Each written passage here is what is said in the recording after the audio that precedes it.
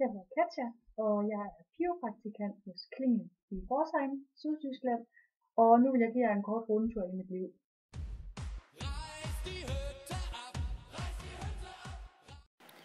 Det er så her, jeg arbejder. Hvis man går ind på det her kontor, så sidder vores chef herovre bag reolen. Så herinde igennem det hele. Og herhen der sidder jeg. Og det er så min plads, hvor jeg sidder og arbejder hver dag. Hvis jeg hurtigt lige skal fortælle, hvad det er, jeg laver hver dag, så er det, at jeg sidder og arbejder med at forberede alt til de her forskellige kataloger, som er ligesom vores 5 forskellige kundegrupper.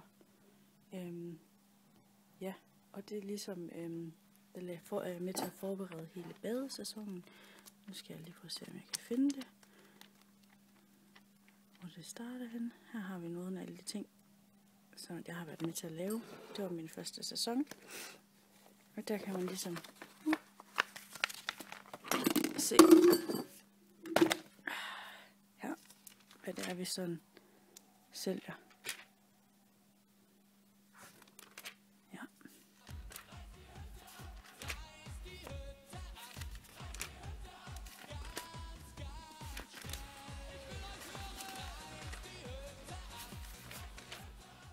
I kunne sikkert også godt tænke jer at vide noget om, hvordan man bor som piropraktikant. Og jeg bor for eksempel her i et VG sammen med 2 tyske piger. Og det er så mit værelse. Herude på den anden side, der har vi vores fælles køkken. Og herhen for enden er der så vores badeværelse.